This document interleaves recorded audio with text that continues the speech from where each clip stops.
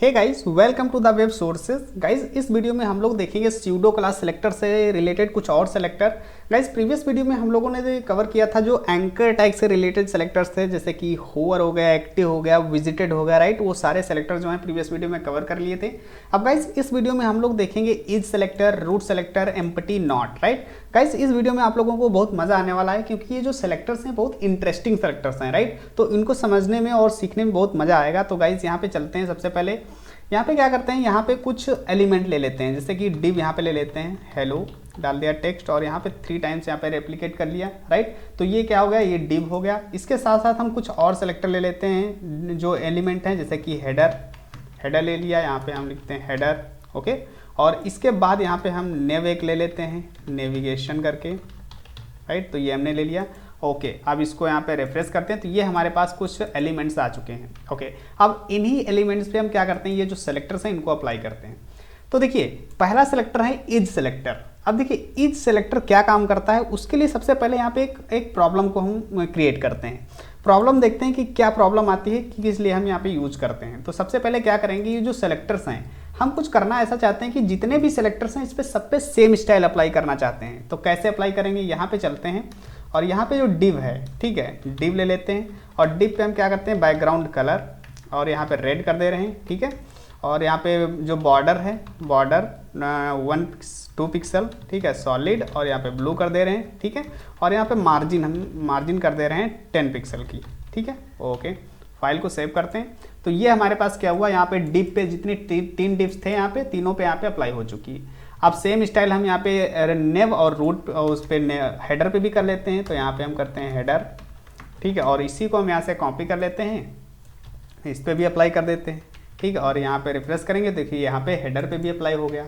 और सेम यहाँ पे हम नेविगेशन पे भी कर लेंगे और यहाँ पे जो कॉपी किए थे उसको अप्लाई कर देते हैं, राइट। और अब यहाँ पे रिफ्रेश करते हैं तो ये देखो, अब देखो यहाँ पे क्या किया हमने, 3 एलिमेंट्स पे सेम स्टाइल अप्लाई करने के लिए हमको 3 बार कोड लिखना पड़ा। अब मान लो ऐसे ही आपके पास हजारों एलिमेंट्स हैं जिस पे हम सेम स्टाइल अप्लाई करना चाहते हैं, तो क्या 1000 टाइम्स हम यहाँ पे जो ये स्टाइल कॉपी करेंगे, ऐसा तो बहुत हैक्टिक हो जाएगा, बहुत कोड जो लेंदी हो जाएगा, डिफिकल्ट हो जाएगा लिखना, राइट।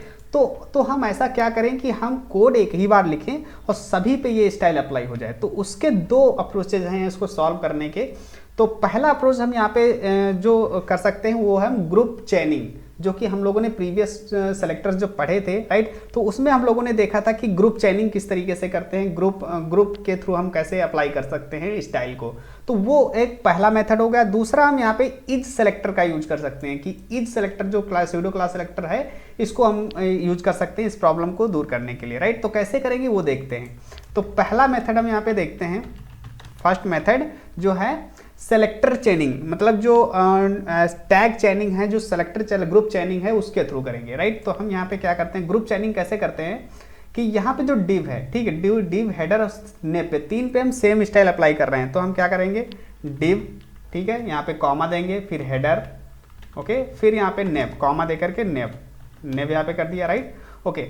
अब यहाँ पे जो स्टाइल है, ठीक है, इसको हम यहाँ से कॉपी कर लेते हैं और ये जो है, राइट, इसको हम क्या कर देते हैं, इसको हम ऑफ कमेंट कर देते हैं, राइट। और अब यहाँ पे रिफ्रेश करते हैं तो देखो स्टाइल चली जा चुकी है, ठीक है। अब यहाँ पे क्या करते हैं, इसको हम सेम स्टाइल यहाँ पे पेस्ट कर देते हैं, ठीक है। और अब यहाँ पे रिफ्रेश करेंगे तो ये देखो सेम स्टाइल अप्लाई हो चुकी है। और मैंने कोड कितनी बार लिखा, सिर्फ 1 टाइम, राइट। एक बार हमने कोड लिखा और वही तीनों एलिमेंट्स पे, डिव पे भी, हेडर पे, नेव पे, सभी पे अप्लाई हो गई। तो ये फर्स्ट मेथड हो गया जिसके जो है ग्रुप चेनिंग के थ्रू हम कर सकते हैं, राइट।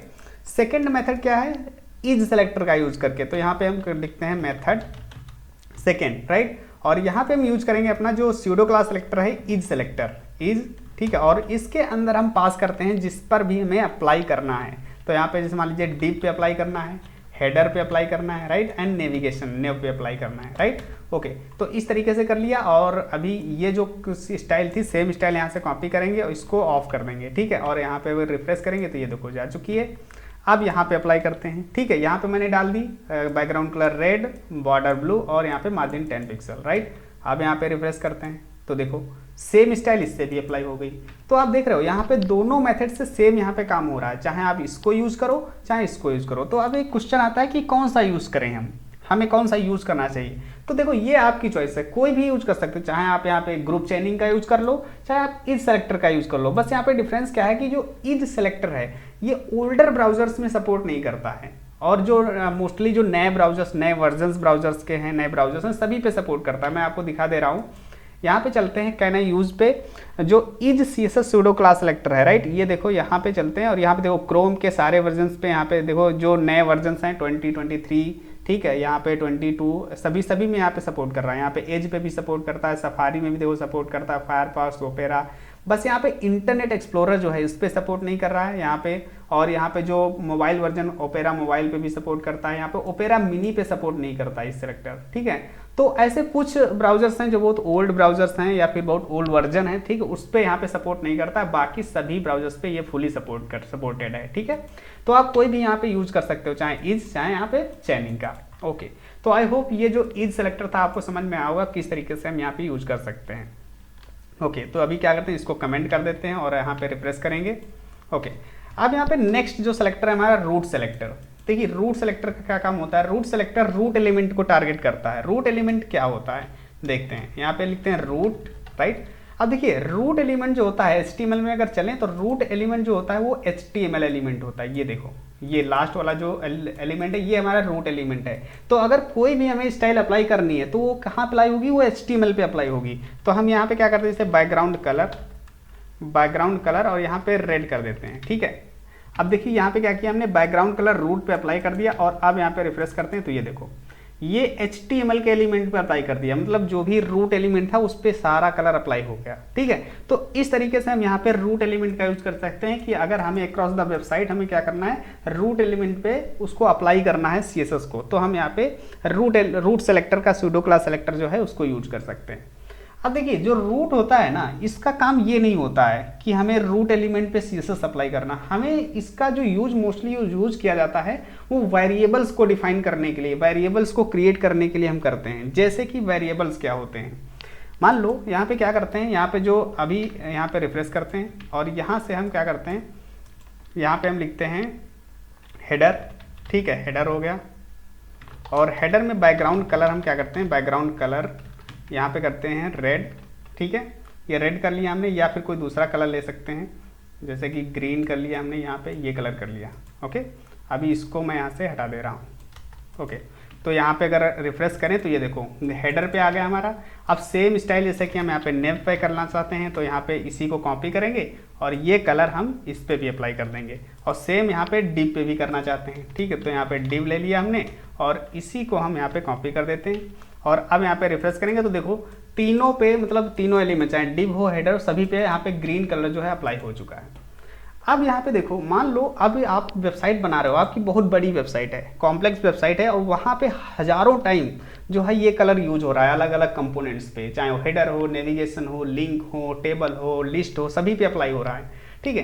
तो हजारों टाइम वो कोड पे अप्लाई हो रहा है, तो आप क्या हजारों टाइम उसको कॉपी पेस्ट करोगे कि यही कलर हमें चाहिए, ठीक है, ये कोड याद रखना, ठीक है, इसको कॉपी पेस्ट करना, ठीक है। तो उसके लिए हम क्या कर सकते हैं, उसके लिए हम कर सकते हैं यहाँ पे वेरिएबल्स क्रिएट कर सकते हैं। जैसे कि यहाँ पे रूट में चलते हैं और वेरिएबल्स क्रिएट करने के लिए क्या करते हैं, यहाँ पे डबल डैश लगाते हैं, ठीक है। और इसके बाद कोई भी नाम, जो भी कलर का नाम अपनी तरफ से दे सकते हैं। जैसे कि हमने क्या किया, डार्क ग्रीन हमने दे दिया, राइट, कॉलन लगाया और इसके बाद जो ये कलर है, ठीक, इसको हम यहाँ से कॉपी करेंगे और ये कलर यहाँ पे हम डाल देते हैं, ठीक, ये डाल दिया हमने। अब जो ये कलर है, ठीक, अब कैसे इसको यूज करेंगे, अब ये हमारा रूट वेरिएबल है, रूट सेलेक्टर है, इसने हमारा वेरिएबल क्रिएट कर लिया, राइट। अब इसको यूज कैसे करना है, यहाँ पे चलते हैं, यहाँ पे जो भी प्रॉपर्टी हम यूज कर रहे हैं, जो भी जिसके लिए हमने ये कलर बनाया है, ठीक है, तो उसकी प्रॉपर्टी हम लिखेंगे, कॉलन वेर फंक्शन यहाँ पे यूज करेंगे, ठीक है। और उसके अंदर वो वेरिएबल्स डालते हैं। तो जैसे कि यहाँ पे देखो डार्क ग्रीन, ये वाला हमने यहाँ पे यूज कर लिया, ठीक है। और अभी यहाँ पे रिफ्रेश करते हैं तो देखिए हेडर में अभी भी काम कर रहा है, देख रहे हो। अब ऐसे ही हम यहाँ से कॉपी कर लेते हैं और सभी पे अप्लाई कर देते हैं, इस पे भी कर दिया और इस पे भी कर दिया, ठीक है, ये कर दिया हमने। और अब यहाँ पे रिफ्रेश करते हैं, देखो अभी भी यहाँ पे काम कर रहा है, ठीक है। तो इस तरीके से यहाँ पे हम क्या कर लिया, हमने वेरिएबल्स को क्रिएट कर लिया। अब यहाँ पे क्वेश्चन एक ये आ रहा होगा कि काम तो वही कर रहे हैं हम, प्रॉपर्टी था अभी भी 3 टाइम्स यहाँ पे हमें लिखना पड़ रहा है। जैसे मान लो 1000 टाइम्स अगर हमने वो बनाई है प्रॉपर्टी, ठीक है, तो 1000 टाइम्स हमें कलर तो लिखना ही पड़ेगा ना, ये बैकग्राउंड कलर उसमें वेरिएबल पास करना है। तो इसमें फ़ायदा क्या हुआ? देखिए फ़ायदा यहाँ पे सबसे बड़ा ये है कि अगर मान लो कि अगर इन फ्यूचर मान लीजिए 1000 टाइम्स आपने ये कलर यूज कर रखा है अपनी वेबसाइट में, ठीक है, और इन फ्यूचर आपके क्लाइंट ने बोला या आपका मूड चेंज हुआ कि हम इसका कलर जो है चेंज करना, अब ग्रीन नहीं रखना चाह रहे हैं, अब कुछ और कलर रखना चाह रहे हैं, ठीक है, तो अब क्या करोगे? अगर मान लो इसकी जगह पे आपने कलर यूज किया होता वेरिएबल की जगह पे, तो आप 1000 जगह जाते उसको चेंज करते जाके कि ये कलर यहाँ पे, इसका कलर ये चेंज करेंगे, तो आपके लिए कितना हैक्टिक हो जाता, कितना डिफिकल्ट हो जाता उन कलर्स को चेंज करना, ठीक है। लेकिन यहाँ पे देखो ये कितना आसान तरीका हो गया कि अगर हमें सभी जगह कलर चेंज करना है पर्टिकुलर कलर, तो उस कलर के वेरिएबल में जाएंगे, जिस कलर को चेंज करना चाहते हैं उसके यहाँ पे जाकर इसका कलर चेंज कर देते हैं। मान लीजिए हम येलो रखना चाह रहे हैं, ठीक है, ये हमने कर दिया, और अब देखिए यहाँ पे हमने अभी वही कलर यूज कर रखा है, ठीक है, लेकिन यहाँ पे मैंने चेंज कर रखा है, ठीक है, और अब यहाँ पे रिफ्रेश करेंगे, देखो अब आपकी वेबसाइट में चाहे जहाँ ये वाला कलर यूज हुआ हो, ठीक है, सभी जगह जाकर के वो चेंज हो जाएगा। तो ये बहुत ही इंपॉर्टेंट है कि यहाँ पे हम कलर्स को बहुत ही ईजिली चेंज कर सकते हैं। तो अब जरूरी नहीं यहाँ पे कलर्स के लिए वेरिएबल्स बना सकते हैं, यहाँ पे कोई भी वेरिएबल, चाहे आप यहाँ पे फॉन्ट फैमिली के बना लो, चाहे आप फॉन्ट्स के बना लो, राइट, तो कोई भी यहाँ पे वेरिएबल्स बना सकते हो और उनका यूज कर सकते हो वेर फंक्शन का यूज करके। तो आई होप गाइज ये रूट जो सेलेक्टर्स था आपको समझ में आया होगा किस तरीके से हम इसका यूज करते हैं। ओके, तो अभी क्या करते हैं, इसको हम कमेंट कर देते हैं सारा कुछ। ओके, अब यहाँ पे रिफ्रेश करेंगे। ओके, तो अब यहाँ पे नेक्स्ट जो सेलेक्टर है हमारा एम्प्टी सेलेक्टर। एम्प्टी सेलेक्टर देखिए क्या करता है, एम्प्टी सेलेक्टर का काम ये होता है कि वो एम्प्टी एलिमेंट्स को चेक करता है कि कोई एलिमेंट एम्प्टी तो नहीं है। जैसे कि हम यहाँ पे चलते हैं और यहाँ पे देखो डिव, हमारे पास 3 डिव हैं, ठीक है, और 3 डिव्स में यहाँ पे हेलो हेलो लिखा हुआ है, ठीक है। तो अब क्या करते हैं, यहाँ पे चलते हैं, यहाँ पे डिव और यहाँ पे लिखते हैं एम्प्टी, ठीक है, एम्प्टी, और अब इसमें लिखते हैं बैकग्राउंड कलर, ब्राउन कर लेते हैं, ठीक है, ब्राउन कर लिया हमने, ठीक है। और देखिए अब यहाँ इसका क्या मतलब हुआ, इसका मतलब ये हुआ कि डिव जो हैं वो एम्प्टी चेक करें कि कोई डिव एम्प्टी तो नहीं है। अगर एम्प्टी है तो उस पर कलर क्या अप्लाई कर दो, बैकग्राउंड कलर ब्राउन कर दो।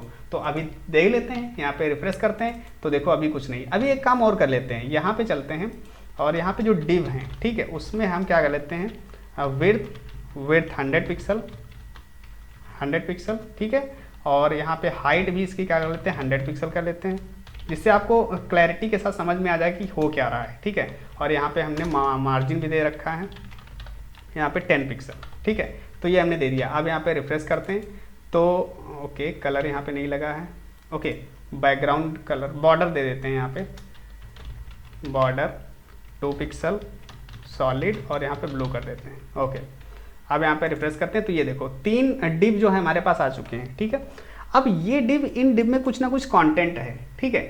हम यहाँ पे चेक क्या कर रहे हैं कि जो एम्प्टी हैं, ठीक है, उस पर कलर ब्राउन होना चाहिए। तो यहाँ पे तो एम्प्टी कोई डिव है ही नहीं, तो अब क्या करते हैं, एम्प्टी करके देखते हैं। तो यहाँ पे क्या करते हैं, इसमें एक से हेलो हटा देते हैं, ठीक, बीच वाले से मैंने हेलो हटा दिया। अब ये वाला डिव क्या है, एम्प्टी है, ठीक है। अब यहाँ पे रिफ्रेश करते हैं तो ये देखो जैसे ही एम्प्टी हुआ वैसे ही कलर कौन सा अप्लाई हो गया, ये वाला ब्राउन वाला अप्लाई होगा, ठीक है। अब जैसे इसमें कंटेंट आएगा उस पर क्या हो जाएगा, वो उसमें विजिबल, वो वहाँ पे कलर हट जाएगा, ये देखो, देख रहे हो। तो ये काम होता है यहाँ पे एम्प्टी चेक करने का, कि हम किसी भी एलिमेंट को चेक कर सकते हैं कि वो एलिमेंट एम्प्टी है या नहीं है, ठीक है।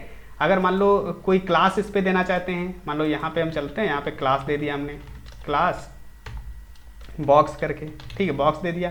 अब बॉक्स के थ्रू भी चेक कर सकते हो, जैसे कि यहाँ पे हमने क्या किया, डॉट बॉक्स कर लिया हमने। तो बॉक्स नाम की जो क्लास जिस पे लगी है वो क्या एम्प्टी है, यहाँ पे चलते हैं, देखो एम्प्टी नहीं है। अब इसमें से अगर हटा देते हैं हम, यहाँ पे ये हेलो हटा दिया हमने, ठीक है, और अब रिफ्रेश करते तो ये देखो कलर हो गया। तो आई होप ये जो एम्प्टी सेलेक्टर था, स्यूडो क्लास सेलेक्टर, वो आपको समझ में आया होगा किस तरीके से काम कर रहा है। अब यहाँ पे नेक्स्ट जो सेलेक्टर है, लास्ट सेलेक्टर है हमारा नॉट सेलेक्टर, राइट। तो उसको कैसे यूज करते हैं, तो देखिए नॉट का मतलब है कि नहीं, उसको एलिमिनेट करना, मतलब नॉट, उसको कंसीडरेशन में नहीं लेना। जैसे कि क्या करते हैं, यहाँ पे जो ये कुछ सेलेक्टर्स हैं हमारे पास, जो एलिमेंट्स हैं कुछ, ठीक है, तो हम करना क्या चाहते हैं, ये जो डिव हैं, ठीक है, इसको हम स्टाइल करना चाहते हैं। तो मान लीजिए यहाँ पे डिव लिखा हमने और यहाँ पे हम क्या करते हैं, कुछ स्टाइल करना चाहते हैं, अभी यही स्टाइल करना चाहते हैं, मतलब ये चीज़ हम क्या करते हैं, इसको यहाँ से कॉपी कर लेते हैं, ठीक है, सॉरी, इसको कॉपी करके कमेंट कर देते हैं और यहाँ पे हम अप्लाई कर देते हैं, ठीक है, इसको हम अभी कमेंट कर देते हैं। ओके, तो हमने क्या किया, यहाँ पे कुछ हमने स्टाइल कर ली इन डिप्स पे, ठीक है, विड्थ सेट कर दी, हाइट, बॉर्डर और मार्जिन। ओके, अब हम क्या करना चाहते हैं, अब करना कुछ ऐसा चाहते हैं कि कुछ जो 3 डिव हैं, ठीक है, उसमें से 2 डिव्स पे तो हम अप्लाई करना चाहते हैं ये CSS, लेकिन एक डिव पे हम अप्लाई नहीं करना चाहते हैं। कौन से डिव पे, मान लो कि ये जो बॉक्स वाला है, ये जिस पे बॉक्स क्लास लगी है, इस पे हम अप्लाई नहीं करना चाहते हैं, ठीक, इस वाले डिव पे हम अप्लाई CSS नहीं करना चाहते। तब क्या करेंगे, तब हम यहाँ पे यूज करते हैं नॉट, यहाँ पे लिखेंगे नॉट, ठीक है। अब इसमें पास कर सकते हैं जिसको हमें नहीं अलाउड करना है, ठीक है, तो यहाँ पे लिखते हैं बॉक्स, हमने बॉक्स पास कर दिया कि ये वाला जो डिव है, ये वाला, ठीक है, इसमें जिस पे बॉक्स क्लास लगी है, ठीक है, उसको हमने नॉट में पास कर दिया, बाकी डिव पे अप्लाई हो जानी चाहिए। तो अब यहाँ देखो, रिफ्रेश करते हैं तो ये देखो, ये वाला डिव देख रहे हो जिसपे ये लगा था, यहाँ पे लिख देते हैं, इसका चेंज कर देते हैं बॉक्स, ठीक है, और अब यहाँ पे रिफ्रेश करते हैं तो ये देखो, बॉक्स वाले पे नहीं लगी स्टाइल, बाकी दोनों पे लग गई। तो आप समझ पा रहे हो ये किस तरीके से काम कर रहा है। यहाँ पे ये नॉट के अंदर बेसिकली हम वो एलिमेंट्स पास कर सकते हैं जिस पे हमें स्टाइल अप्लाई नहीं करनी है, ठीक है, और यहाँ पे जिस पे अप्लाई करनी है उसको हम टारगेट कर देंगे, डिव को टारगेट करो, और डिव के अलावा जो नॉट में हैं, नॉट के अंदर हैं, वो हम यहाँ पे नहीं अलाउ। अब यहाँ पे मल्टीपल भी दे सकते हो, जैसे कि यहाँ पे कॉमा दिया हमने, अब मान लो कि एक डिव और ले लेते हैं यहाँ से, ठीक है, एक डिव हमने यहाँ पे और ले लिया, और यहाँ पे हम क्लास दे देते हैं, क्लास या आईडी ले लो, ठीक है, आईडी हमने ले लिया, ठीक है, और आईडी में दे दिया हमने कंटेनर ले लिया, ठीक है, और इस कंटेनर पर भी हमें अप्लाई नहीं करना है। अभी देखो, अगर रिफ्रेश करते हैं, ठीक है, तो यहाँ पे डिव और ओके, ये इसकी वजह से आ रहा है, यहाँ पे इसको भी हटा देते हैं, ठीक है, और ये देखो, ठीक है, तीनों पे अप्लाई हो रहा है, ये बॉक्स पे नहीं हो रहा क्योंकि बॉक्स को मैंने यहाँ पास कर रखा है। अब हम कुछ करना ऐसा चाहते हैं कि कंटेनर को भी हम नहीं अप्लाई करना चाहते, तो हम यहाँ पे कंटेनर को भी पास कर देंगे, यहाँ देंगे कॉमा और यहाँ पे हैश के साथ, ठीक, क्योंकि ये आईडी एक है। तो आप यहाँ पे रिफ्रेश करते हैं तो ये देखो आईडी पे भी नहीं अप्लाई हुई, ठीक है। तो इस तरीके से हम यहाँ पे मल्टीपल सेलेक्टर्स यहाँ पे पास करके उसको रिमूव कर सकते हैं उसकी स्टाइल को। तो आई होप गाइज ये जो स्यूडो क्लास सेलेक्टर्स थे आपको समझ में आए होंगे कि किस तरीके से ये काम कर रहे हैं। अगर कोई भी प्रॉब्लम होती है गाइज तो आप कमेंट सेक्शन में जरूर बता सकते हैं। Thank you so much for watching the video, see you in the next video guys, take care.